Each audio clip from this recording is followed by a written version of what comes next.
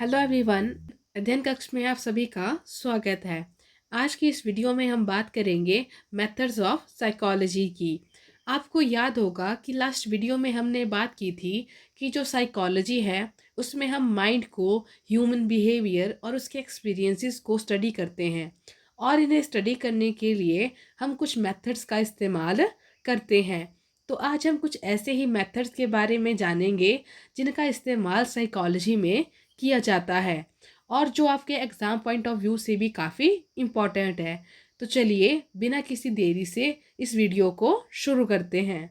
तो आज की इस वीडियो में हम जिन मेथड्स की बात करेंगे वो है इंट्रोस्पेक्शन मेथड यानी अंतःदर्शन विधि, ऑब्जर्वेशन मेथड यानी निरीक्षण विधि, एक्सपेरिमेंटल मेथड यानी प्रयोगात्मक विधि और क्लिनिकल मेथड यानी उपचारात्मक विधि।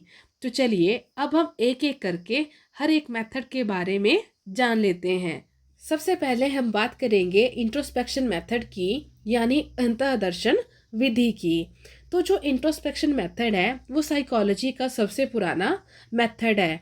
लास्ट वीडियो में हमने बात की थी कि जो इंट्रोस्पेक्शन मेथड है इसका इस्तेमाल सबसे पहले ह्यूमन माइंड के स्ट्रक्चर को एनालाइज करने के लिए, उसे स्टडी करने के लिए इस मेथड का इस्तेमाल किया गया था।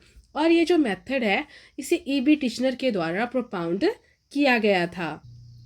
जो इंट्रोस्पेक्शन है उसका मतलब होता है अपने अंदर झांकना यानी सेल्फ ऑब्जर्वेशन करना। मतलब कि ये एक ऐसा मेथड है जिसके थ्रू हम सेल्फ बिहेवियर के बारे में बहुत कुछ जान सकते हैं, अपने बारे में बहुत कुछ जान सकते हैं। इसमें जो सब्जेक्ट होता है उसे उसके अंदर झांकने को कहा जाता है और उसके जो एक्सपीरियंसेस होते हैं उन सबको डिटेल में डिस्क्राइब करने के लिए कहा जाता है। और एक और इम्पॉर्टेंट बात, इसमें जो सब्जेक्ट होता है और जो इन्विजिलेटर होता है वो दोनों सेम पर्सन होते हैं। और ये काफ़ी इम्पॉर्टेंट है क्योंकि ये क्वेश्चन ऑलरेडी पूछा जा चुका है कि ऐसा कौन सा मेथड है जिसमें सब्जेक्ट और जो इन्विजिलेटर होते हैं वो दोनों सेम पर्सन होते हैं। तो आप इसको अच्छे से याद कर लीजिएगा कि जो इंट्रोस्पेक्शन मेथड है इसमें जो सब्जेक्ट होता है और जो इन्विजिलेटर होता है वो दोनों सेम पर्सन होते हैं। क्योंकि इसमें हम सेल्फ ऑब्जर्वेशन की बात करते हैं, इसमें सब्जेक्ट खुद अपने बारे में खुद वो एनालाइज करता है, खुद को वो ऑब्जर्व करता है। तो इसमें जो सब्जेक्ट होगा और जो इन्विजिलेटर होगा वो दोनों सेम ही पर्सन होंगे। नेक्स्ट अब हम बात कर लेते हैं ऑब्जर्वेशन मेथड की यानी निरीक्षण विधि की।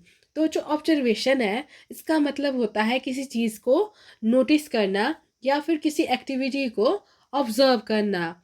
जो ऑब्जर्वेशन मेथड है इसके इस्तेमाल से हम किसी भी व्यक्ति के बाहरी बिहेवियर यानी जो इसका बाहरी व्यवहार होता है हम उसको ऑब्जर्व करते हैं और एनालाइज करते हैं और हम एक आइडिया लगाते हैं उसकी पर्सनैलिटी के बारे में, उसके बिहेवियर के बारे में। यदि हम इसे एक एग्जाम्पल के थ्रू समझें तो इसमें हम एग्जाम्पल ले सकते हैं किसी सेलिब्रिटी का। फॉर एग्जाम्पल आपका कोई फेवरेट सेलिब्रिटी है, ठीक है। अब आप उससे कभी रियलिटी में नहीं मिले हो लेकिन आपने उसकी बहुत सारी वीडियोस देखी है या फिर मूवीज़ देखी है और कुछ और वीडियोस भी देखी होंगी।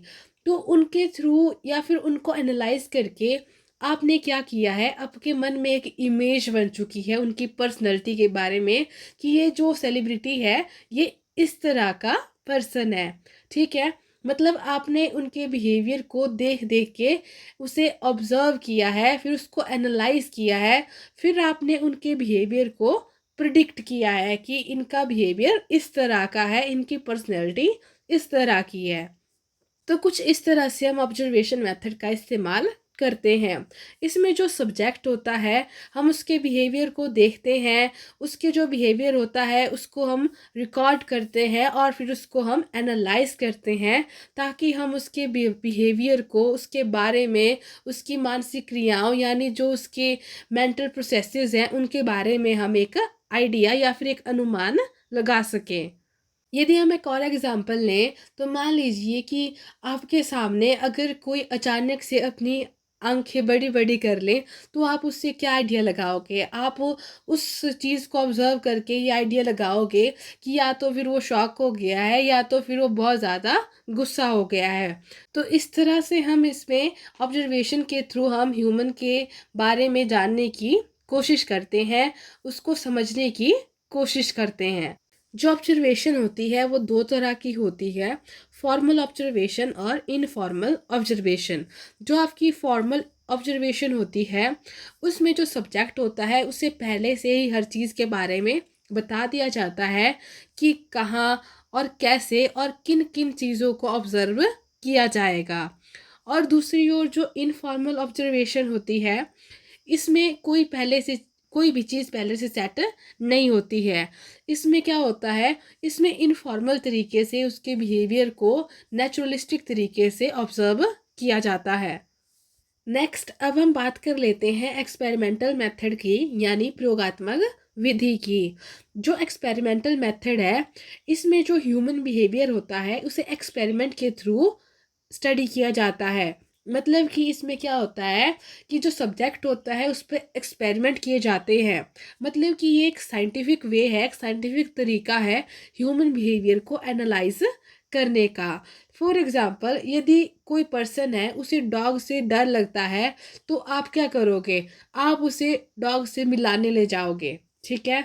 तो आप वहाँ से उसके बिहेवियर को अच्छे से एनालाइज कर पाओगे। तो मतलब कि एक कॉज एंड इफेक्ट रिलेशनशिप को एस्टेब्लिश किया जाता है इसमें। और ये जो एक्सपेरिमेंट होते हैं ये कंट्रोल्ड सेटिंग में किए जाते हैं। नेक्स्ट अब हम बात कर लेते हैं क्लिनिकल मेथड की, यानी उपचारात्मक विधि की। तो जो क्लिनिकल मेथड है इसमें जो सब्जेक्ट होता है उसके जो बिहेवियर रिलेटेड जो प्रॉब्लम होती है उनके कारणों का पता लगाया जाता है और फिर उसका उपचार किया जाता है। मतलब कि इसमें सबसे पहले डायग्नोसिस किया जाता है और फिर उसके ऊपर ट्रीटमेंट दिया जाता है। इसमें जो सब्जेक्ट होता है उसके मेडिकल रिकॉर्ड, यानी जो उसका मेडिकल चेकअप के रिकॉर्ड होते हैं और जिसकी केस हिस्ट्री होती है उससे काफ़ी ज़्यादा हेल्प मिलती है ताकि उसको अच्छे से ट्रीटमेंट दिया जा सके। नेक्स्ट अब हम इससे रिलेटेड कुछ MCQ देख लेते हैं। तो हमारा पहला क्वेश्चन है, the oldest method in psychologies. तो हमें पता है कि जो साइकोलॉजी है इसमें जो सबसे पुराना मेथड है वो आपका इंट्रोस्पेक्शन मेथड है। तो इसका सही आंसर है option A, introspection. Next question है, systematic observation method is similar to. ये जो आपका सिस्टेमेटिक ऑब्जर्वेशन मेथड है वो किसकी तरह है? तो इसका सही आंसर है ऑप्शन सी, यानी एक्सपेरिमेंटल मेथड। तो जो आपका सिस्टेमेटिक ऑब्जर्वेशन मेथड है वो आपका एक्सपेरिमेंटल मेथड की तरह है। नेक्स्ट क्वेश्चन है, which method involves watching and recording behaviour without interfering. तो इसका सही आंसर है ऑब्जर्वेशन मेथड।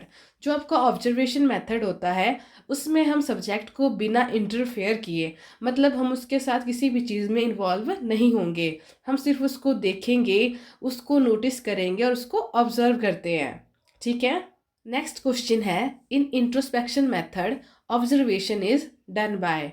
मतलब कि जो इंट्रोस्पेक्शन मेथड यानी जो अंतर्दर्शन मेथड है, यानी जो अंतर्दर्शन विधि है, उसमें जो ऑब्जर्वेशन है वो किसके द्वारा की जाती है? तो इसका सही आंसर है सेल्फ। क्योंकि हमें पता है कि जो इंट्रोस्पेक्शन मेथड है उसमें हम क्या करते हैं, अपने अंदर झांकते हैं, खुद को खुद ही ऑब्जर्व करते हैं, मतलब कि सेल्फ ऑब्जर्वेशन करते हैं। नेक्स्ट क्वेश्चन है, dash are heavily used by clinical psychologist. मतलब कि जो क्लिनिकल साइकोलॉजिस्ट होते हैं उनके द्वारा सबसे ज़्यादा क्या यूज़ किया जाता है? तो इसका सही आंसर है केस स्टडीज़। जो केस स्टडीज़ होती हैं, मतलब कि जो सब्जेक्ट होता है उनकी जो केस हिस्ट्री होती है, मतलब कि उनके जो रिकॉर्ड होते हैं उनका इस्तेमाल सबसे ज़्यादा इनके द्वारा किया जाता है।